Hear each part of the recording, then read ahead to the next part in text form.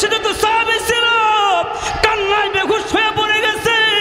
ডাক দিয়া দিয়া কই সাহাবীরে কি হয়েছে তোমার?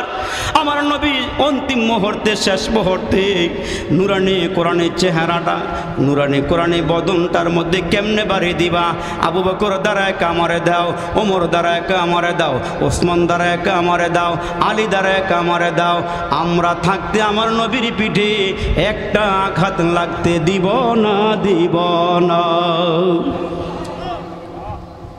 কিন্তু মুসলমান ওই সাহাবী দাঁড়ায় কয় না হুজুর, আপনি যেমনি আঘাত দিয়েছেন আমি এমনি আঘাত দিয়া প্রতিশোধ নিব। ওই চাবুকটা কই আছে বলেন? আমার নবী ডাক দিয়া কয় বেলাল রে দাঁড়াও দাঁড়াও, ওই চাবুকটা আছে ফাতেমার ঘরে, চাবুকটা নিয়ে আসো যাও। হজরতে বেলাল বারাক্রান্ত হৃদয়ে লইয়া চোখের কোনায় পানি লইয়া এশক আবেগ ভালোবাসা নিয়া নবীর মোহাব্বত দিলের মধ্যে লইয়া হাঁটি হাঁটি পা পা করে ফাতেমার ঘরের দিকে আগাইতেছে। একটা কদম সামনে যায় রে বাবা, আরেকটা কদম পিছনে পালায়।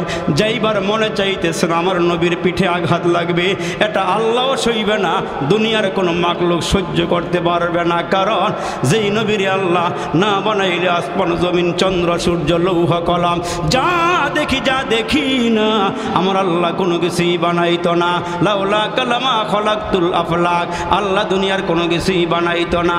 বেলাল তো মুসলমান বারাক্রান্ত হৃদয় নিয়া পাগুলো চলে না, মনে হয় যেন অচল হয়ে গেছে, পায়ের রগরাশে মনে হয় দুর্বল হয়ে গেছে। হাঁটি হাঁটি পা পা করে আস্তে আস্তে করে ফাতেমার ঘরের দরওয়াজার সামনে গিয়ে দাঁড়ায়া আওয়াজ দিছে, ফাতেমা রে তোমার ঘরের মধ্যে নাকি আমার নবীর রাখা একটা চাবুক আছে? কয় হ্যাঁ আছে। এই মুহূর্তে চাবুকের জন্য কেন আসছো? আমার নবী আমার বাবা না অসুস্থ, বিছানার মধ্যে আমার বাবা পড়ে আছে, কি জন্য আসছো? ফাতেমা আমার নবীজি এখন মসজিদে বসা, নবীজির সামনে সাহাবীরাও বসা। ঘটনা হইল এই রূপ। ফাতেমা ভিতর থেকে ডাক দেয়া কয় বেলাল রে ওই মজলিসে কি আমার দুইটা সন্তান হাসান হোসাইন নাই রে? এ বেলাল এটা কেমন সাহাবী রে? আমার বাবার শেষ মুহূর্তে পিঠে আঘাত দিয়া প্রতিশোধ নেবে, এটা কেমন সাহাবী রে? তুমি গিয়া বলবা আমার দুইটা সন্তান হাসান হোসাইন যেন বাবার সামনে দাঁড়ায়া যায়, যতগুলো বাড়ি দেওয়া দরকার হাসান হোসাইন যেন পিঠের মধ্যে নেয়, আমার বাবার গায়ে যেন একটা আঘাত না করা হয়।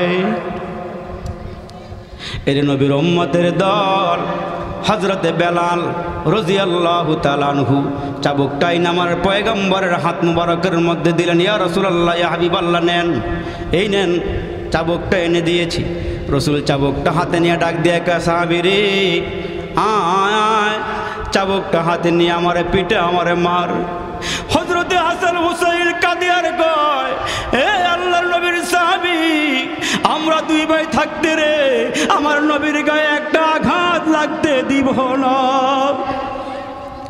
প্রয়োজন হলে আমরা জাল কুরবান করে দিব, আমার নবীর গায়ে একটা আঘাত লাগতে দিব না। আমার নবীর সামনে দুই নাতি দাঁড়ায়া গেলে ওই সাহাবী চাবুকটা হাতের মধ্যে নিয়া আমার নবীর সামনে আইসা দাঁড়ায়া গেলে, আমার নবীর সামনে আসলে পরে চাবুকটা আমার নবী হাতের থেকে তার হাতে দিয়ে বলে নে নে, যে কয়টা পিটান দেওয়া দরকার আমার পিঠে দে, আমার প্রতিশোধ নিয়ে আমারে মাফ করিয়া দে। ওই সাহাবী কয় হুজুর ইয়া রাসূলুল্লাহি, আপনি যখন আমার পিঠে আঘাত দিয়েছিলেন গো নবীজি, আমার পিঠের মধ্যে কোনো জামা কাপড় ছিল না, আমার পিঠটা খালি ছিল, উদম ছিল গো নবী। এই মুহূর্তে আপনাকে যদি আমি প্রতিশোধ নিতে চাই, পিঠের পাঞ্জাবিটা সরাইয়া দেন, কাপড়টা সরাইয়া পিঠটা খালি করে দেন। পয়গম্বর আরবি পিঠের কাপড়টা সরাইয়া দিলে ওই সাহাবী পিছন দিক দিয়ে গিয়া গো দুইটা হাত বাড়াইয়া দিয়া আমার নবীকে জড়াইয়া দইরা আমার নবীর খতমে নবুয়তের সিল মোহরের মধ্যে দুইটা ঠোঁট দিয়া চুমাইতে শুরু করে দিছে। আমার নবীরে জড়াইয়া ধইরা চুমাইতে আরম্ভ করে দিল। আমার নবী কয় কি হয়েছে তোমার, তুমি না চাবুক দিয়ে আঘাত দিবা, তুমি না প্রতিশোধ নিবা? ওই সাহাবী ডাক দিয়া বলে আয়ে চশমায়ে রহমত মে আবি আংতা ওয়া উম্মি, আয়ে চশমায়ে রহমত মে আবি আংতা ওয়া উম্মি, दुनिया पे तेरा लुत्फ सदा आम रहेगा, तकबीर में कलमा में नमाजों में यज़ा में, तकबीर में कलमा में नमाजों में यज़ा में, है नाम इलाही से मिला नाम मोहम्मद, फरमाते हैं आदम के मुझे खुल्द तोरी में लिखा हुआ तौबा पे मिला नाम मोहम्मद। अल्लाहु अकबर, जोर आवाज दे बोलें। ওই সাহাবী রসুলকে জড়ায়া ধরে কাঁদে আর চোখের পানিগুলো সারে, ডাক দিয়া কয় নবীজি আমি অন্যায় করেছি, আমারে মাফ করে দেন, আমি বেয়াদবি করেছি, আমারে ক্ষমা করে দেন। ওগো নবীজি আপনি দুনিয়ার থেকে বিদায় হয়ে যাবেন, আমি শুনতে পাইছিলাম আপনার পিঠের মধ্যে একটা সিলমোহর আছে, আপনি শেষ নবী, আপনার পরে আর কোনো নবী নাই। ওগো নবী আমি তাকায়া দেখলাম আপনি দুনিয়ার থেকে বিদায় হয়ে যাবেন, আমার আফসোসটা আমার মনের মধ্যেই রয়ে যাবে। এই জন্য গো নবীজি একটু ফন্দি করিয়া, একটু নাটকের মতো করিয়া আমি আপনার সিলমোহরটা দেখলাম, আমাকে আপনি মাফ করিয়া দেন। এই দুইটা ঠোঁট লাগাইয়া চুমা দিয়েছি, আপনার ভালোবাসাটা আরো হাজার গুণ আমার মোহাব্বতের মধ্যেই বাইরে গেছে।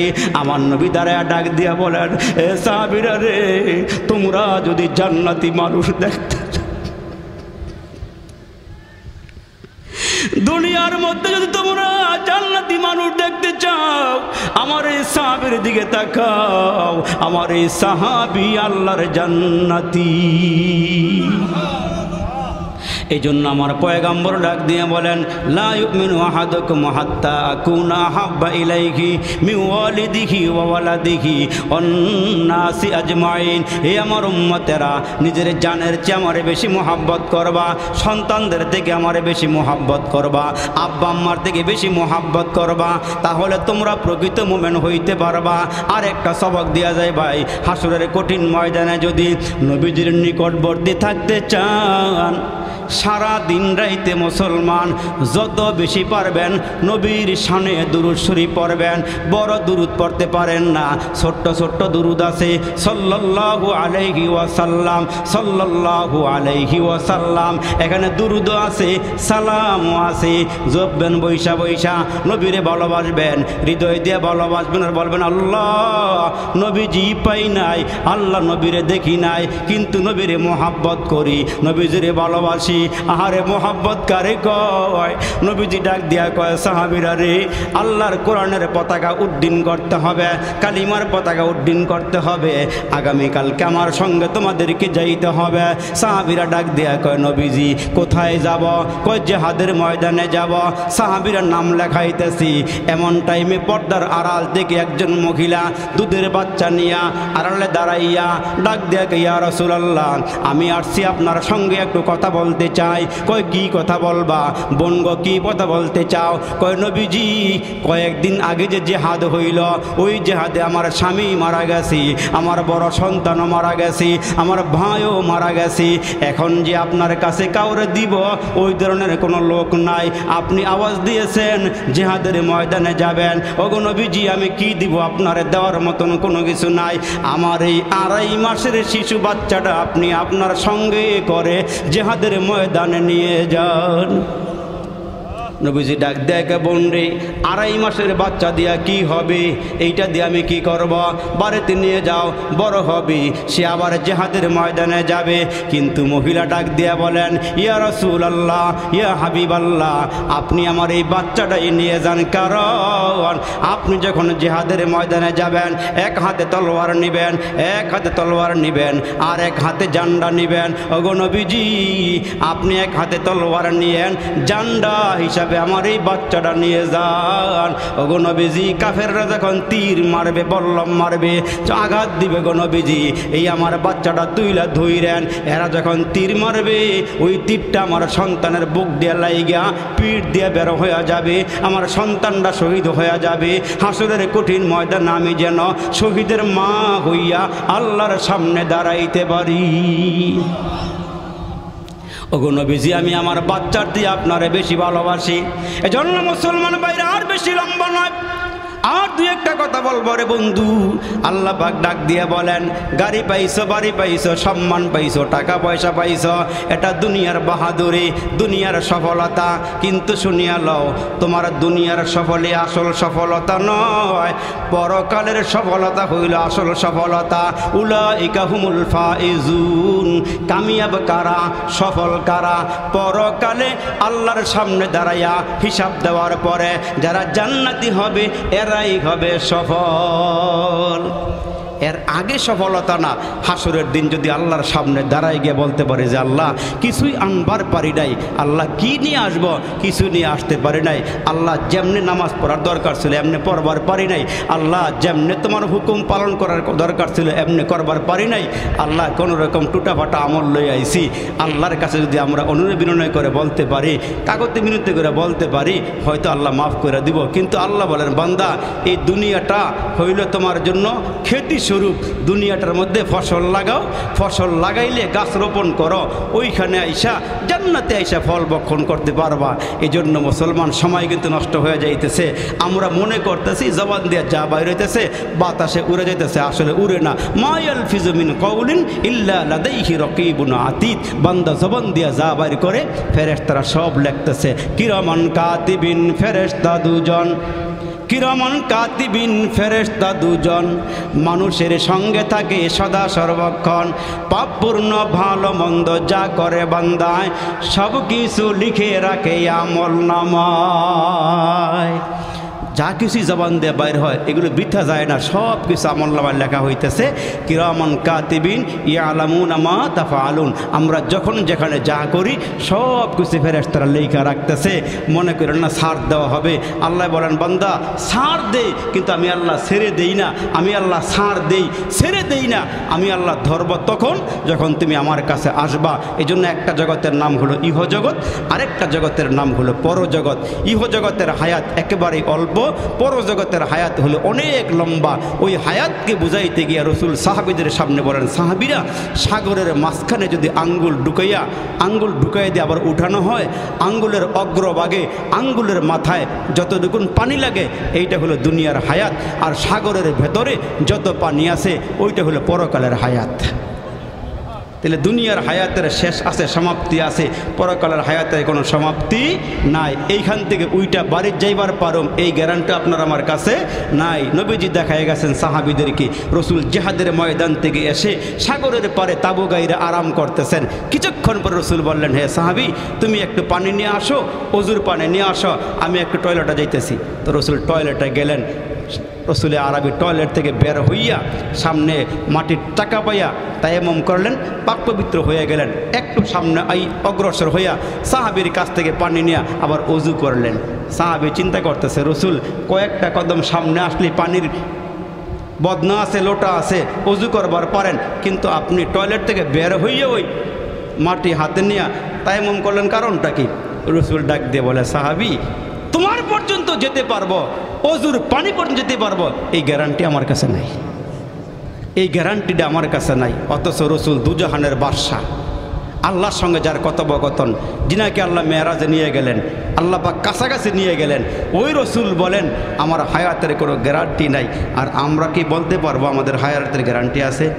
স্যান্ডেল কিনলে 1 বছরের গ্যারান্টি দেয়, হ্যাঁ, একটা ফ্রিজ কিনলেও 10 বছরের গ্যারান্টি, মোবাইল কিনলেও 1 বছরের ওয়ারেন্টি গ্যারান্টি দিয়ে দেয়। অথচ আমরা দামি মানুষ, 4টে জিনিসের কসম খায় আল্লাহ বলেন, ও তিনি ও জাইতুন ও তুরি সিনিন ও হাজাল বালাদিল আমিন লাকদ খলাকনাল ইনসানা ফি আহসানি তাকওয়িম। মানুষকে আল্লাহ বড় সুন্দর করে বানাইছে, এমন সুন্দর করে আল্লাহ আর দুনিয়ার কাউকে বানায় নাই, মানুষকে যে সুন্দর করে বানাইছে। এই জন্য মানুষের কাজ হইল 24টা ঘন্টা যতক্ষণ আমি সজাগ থাকি জিক্র ফিক্রে থাকা, আল্লাহর গুণগান লইয়া জিব্বাটারে তাজা রাখা। তার কারণ নুন খাইব যার, গুণ গাইব তার, মালিক যিনি প্রশংসা হবে তার। এই জন্য পায়ে হাত দিয়ে বলে যাই, বাবা এখনও সময় আছে, এখনও সুযোগ আছে। কবরে ঢুকার আগে আগে তওবা করেন, কবরে যাওয়ার আগে আগে আল্লাহর কাছে গুনাহ মাপ চান, তাহলে দেখবেন আপনার আমার গুনাহ মাপ হয়ে গেলে সহজ হয়ে যাবে। কিন্তু আমরা মনে করতেছি আজকা না কালকা, কালকা না পরশু তওবা করুম নে। আমাদের তওবা হচ্ছে ওই সাপ আর ব্যাঙের দোস্তির মতো। সাপে আর ব্যাঙে দুস্তি, একজন উপরে আর একজন পানির মধ্যে। কিন্তু ব্যাঙ মাঝে মাঝেই সাপকে নসিহত করে, ওয়াজ করে, বয়ান করে, বলে এই সাপ তুই সোজা হয়ে চলবি, আঁকাবাঁকা হয়ে চলবি না। তো সাপ কি বলে ব্যাঙেরে, এই তোর থেকে জিগায় চলুম, কেমনে চলবো আমারটা আমি ভালো জানি, আমি সোজা হবো না বেঁকা হয়ে চলবো, আমারটা আমি ভালো জানি, তোর বলতে হবে না, তোর ওয়াজ করতে হবে না, আমার যেমনি মনে হচ্ছে এমনি চলবো। তো অনেক দিন নসিহত করার পরও সাপের নসিহত নেয় না, ওয়াজ গ্রহণ করে না। তো হঠাৎ করে একদিন এই ব্যাঙটা পানির থেকে উইঠা যখন কিনারায় উঠছে, টানে উঠছে, উঠটা দেয় সাপ সোজা হয়ে শুয়ে রয়েছে, সোজা। তো ব্যাঙটা সাপের কাছাকাছি এসে কয়, ভাই সোজা হয়ে শুয়ে রইলা, মনে হয় আমার ওয়াজ কাম লাগছে। আসলে ব্যাঙে ওই সাপের কিনারা দিয়া লেজটার মধ্যে কামড় দিয়ে যখন লড়া দিছে, দে লড়াচড়া নাই, কি নাই, লড়াচড়া নাই। তখন ব্যাঙ ডাক দিয়ে সোজা হইলে তো হইলি, মরার পরে হইলি আর কি, মরার আগে আর হইলি না। তা আমরা মনে করি পিটানি যা আছে কবরে গিয়া না, এর আগে তো আর পিটাইব না, আগের পিটাইব কাটায়। আমার 10টা 9টা ভাই আছে, পিটাইব কাটায়। আমার বাবা চেয়ারম্যান সাহেব আছে, মেম্বার সাহেব আছে, এলাকার প্রভাবশালী, আবার পিটাইব কাটায়, ধর্ম কাটায়, যেমনি মন চায় এমনি চলো। ভাই গো, তোমার মন চাইলে তুমি চলতে পারবা, তোমার কেউ বাধা দিবে না। কিন্তু একটা জায়গার মধ্যে বাধা আছে, ওই জায়গার নাম হলো কবর। ঠিক কিনা জোরে কখন? ওই জায়গার নাম কি? ওই জায়গাটার নাম হলো কবর। এই জন্য আমাদের প্রধান মেহমান কিন্তু আছে, আপনারা উঠা বসা করেন না, হুজুরে আসতেছে, হুজুর আসার পরে ইনশাল্লাহ আবার আপনারা ফিনিশিং বয়ান শুনবেন। এজন্য আমি যেই কথাগুলো বলতেছিলাম যে আমার জীবনকে সফল করে কবরে যাওয়া লাগবে। আমার আল্লাহ এমনি পাঠায় নাই, গরু ছাগল যেমন চায় তাই খাইয়ে ফেলায়, কুত্তা বিড়ালে যেমন চায় তাই খাইয়ে ফেলায়। কিন্তু আমি আশরাফুল মাখলুকাত, আমার যেমনি মনে চায় আমি এমনি চলতে পারবো না। আমাকে চলার জন্য আল্লাহ পাক রাস্তা দিয়েছে, আমাকে 30 পারা কোরআন দিয়েছে, আমাকে বলেছে ওই কোরআনকে ফলো করে চলো, আর আমার নবীর আদর্শকে ফলো করে চলো। এই দুইটা রাস্তার দিকে চলো, দেখবা তোমার জিন্দেগি কামিয়াব হয়ে যাবে, তোমার পরকালের জীবনটা সফল হয়ে যাবে। আর যদি মনে যা চাই তাই করো, তাহলে এখন তোমার কিছুই বলবো না, এখন তোমার ধরবো না, কিন্তু একটা ধরার জায়গা আছে, ওইখানে তোমার কেউ ছাড়বে না। এই জন্য রসুল বলেন ওই দিন আফসোস করতে করতে কানতে কানতে মানুষ চোখের পানিগুলো ছেড়ে দিবে, এক পর্যায়ে গিয়া চোখের পানি শেষ হয়ে যাবে, রক্তগুলো বের হবে, রক্ত বের হওয়ার পরও রক্ত শেষ হয়ে যাবে, কান্না শেষ হবে না। কিন্তু ওই দিন আল্লাহ আপনার আমার দিকে তাকাইও চাইবে না। আচ্ছা ভালো করে বলেন তো, হুজুরে আসার আগে আর 2-1টা কথা বলি। যখন দেখবেন আপনার আমার বিবি, আপনার আমার মা যখন কোনো কাজ করতে যায় ঘরের মধ্যে, মনে করেন চাউলের বস্তা ঘরে একটা আনছেন, আইনা বলছেন বিবি এগুলো ঢাইলা কুলা দিয়া ঝাইরা ড্রামের ভিতরে ঢুকাও। তা ড্রামের ভিতরে ঢুকাইতে গেলে দেখবেন ছোটো ছোটো বাচ্চারা মার কাজে খুব ডিস্টার্ব করেনি, চাউল লয়ে খাবলা দিয়ে একটা বাইরে ফেলায়, কিছু ঘরের ভিতরে ফেলায়। তখন মা মাঝে মাঝে ধমক দেয়, খালি কাজে ডিস্টার্ব করস। একবার 2বার ধমক দেওয়ার পরও যখন বাচ্চায় শোনে না, তখন মা রাগ কইরা থাপড় একটা লাগাই দিছে। থাপড় একটা দিন যখন দিছে, ওই কোনায় বইয়া বইয়া এই যে কান্দতেছে, 1টা ঘন্টা হয়ে গেছে, মা ওর দিকে তাকাই দেখে না, মাকে ভালো করে কাইন্দাল, আমি কাজ শেষ করে লই, আমি কাজটা শেষ করে লই। এই কি করছে এবার বুদ্ধিমান, 1টা ঘন্টা কাইন্দা যখন দেখছে মা এর দিকে তাকাই না, তখন সোড্ডা পাল্টাই দিয়া কয়, আম্মা গো আম্মা, তোমার ছাড়া আমার কেউ নাই, আম্মা তুমি আমারে কোলে নেও, সুমা দেও, মা খাওয়ান দেও। যখন এগুলোকে ডাক দিছে, মার কলিজে গেছে গা ঠান্ডা হইয়া, মায়ের সব কাজ কাম ফালাইয়া দিয়া হ্যাঁ টান দেয় না কোলো লইছে, কালো সুমা দিয়া কয়, আর একাম করবি, আর করবি নি কয় না আমার করতাম না, আমার মন গড়লে গেছে গা। কিন্তু একটা সময় আইব আমরা বাইসাব যারা আমরা এনো আসি গুণা লইয়া কবরে গেলে তওবাবিহীন গেলে গুণা মাফ না হইলে এই আল্লাহ পাক বলবে এবারে তার ধর ধর দুইরা যখন জাহান্নামে ফালাইব, হ্যাঁ যে কত হাজার বছর এখানে কানব আল্লাহের দিকে চাইতই না। সর্বশেষ যখন আগুনে জ্বললে পুরে সারকার হইয়া গুনাহ শেষ হইব তখন হ্যাঁ ওই আগুন থেকে উতলে উপরের দিকে উঠটা মুখটা বাড়াই দিয়ে কইব ইয়া হান্নান ইয়া মান্নান। দুইটা নাম আল্লাহর, এটা কাবাগরের গিলাফর লেখা আছে, সুবহানাল্লাহ জোরে কর। ইয়া হান্নান ইয়া মান্নান। আল্লাহ কইব কি রে জিবরাইল হেরা ডাহা কেলে গা জিগা তো গিয়া জিবরাইলকে কে ভাই নাকস কেলে গা কয় জাহান্নামের আগুন আর সহ্য হইতেছে না, এই জন্য আমরা আল্লাহরে ডাকি।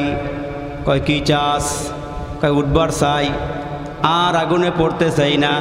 আল্লাহ কয় রমজান মাসে দিনের বেলা ডালের বড়া খাবেনি, আঞ্জা দিয়া গাঞ্জা খাবেনি, ফাঁকে ফাঁকে ইয়াব্বা খাবেনি।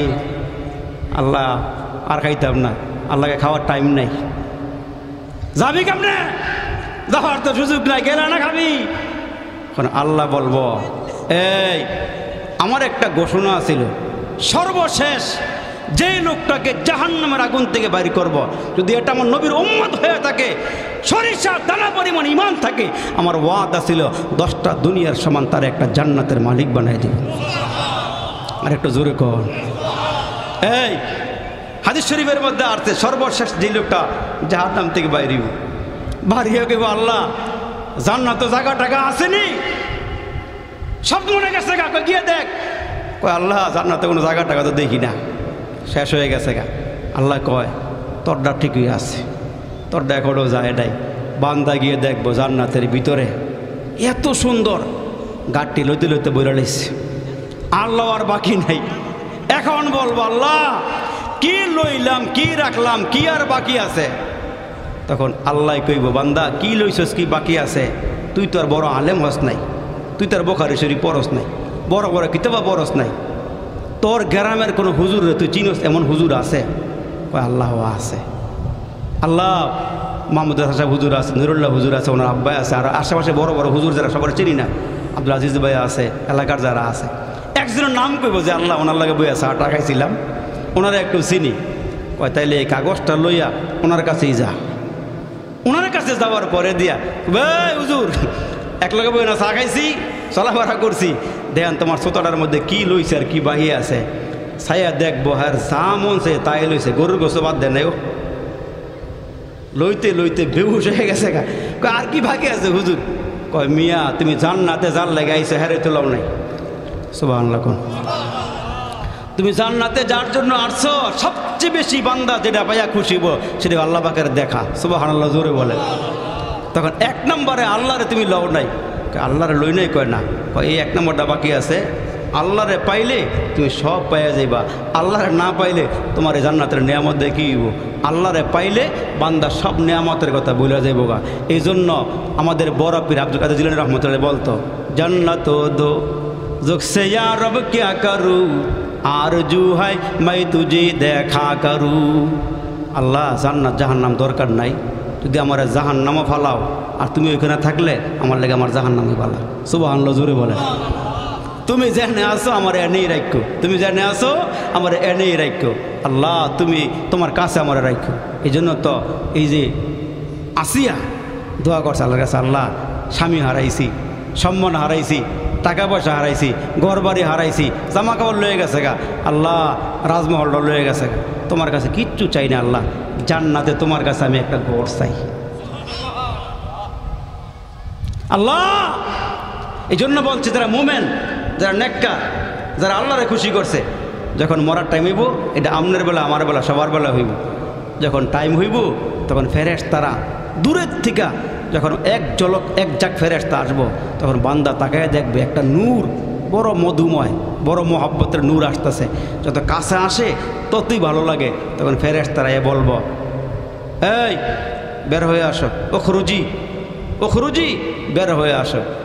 60 বছর 70 বছর হায়াতের জীবনে এই রুহুর লগে বডির লগে একটা সম্পর্ক হয়ে গেছে গা। রুহু বার হইতে চায় না, বার হইতে চাইব না। তখন এই ফেরেশতারা আল্লাহ পাকের কাছে গিয়ে বলবো, আল্লাহ রুহ তো বাহির হয় না, বহু চেষ্টা করছি। আল্লাহকে হেরা যেটা দিমু এটা সামনে না তুলে দর। আল্লাহ কি দিবা? কয় জান্নাত দিমু। জোরে গড় ও আবশিরু বিল জান্নাহ। এই জান্নাত যখন বান্দার সামনে তুলিয়া ধরার পরে ভাই সাহেব সব ভুলে দেবো গা। তখন আস্তে কইরা আল্লাহ বলবেন, এই নফসে মুতমাইন্না, সফল নফস, সুন্দর নফস, মুতমাইন্না নফস, বের হয়ে আসো। বের হতে দেরি হবে, আমার জান্নাতে ঢুকতে দেরি হবে না। আর একটু জোরে বলেন, এদের জীবন হবে সফল। ওই সফল মানুষগুলো আল্লাহ পাকের জান্নাতে যাবে। আমার কথায় কোনো মনে কষ্ট হয়েছেন? রাগ করছেন? রাগ করলে মাফ করে দিয়েন, কষ্ট মনে নিয়েন না। আমার ভাই, আমার অত্যন্ত শ্রদ্ধাভাজন ব্যক্তি, অনেক ওলামায়ে কেরামের আলেম, অনেক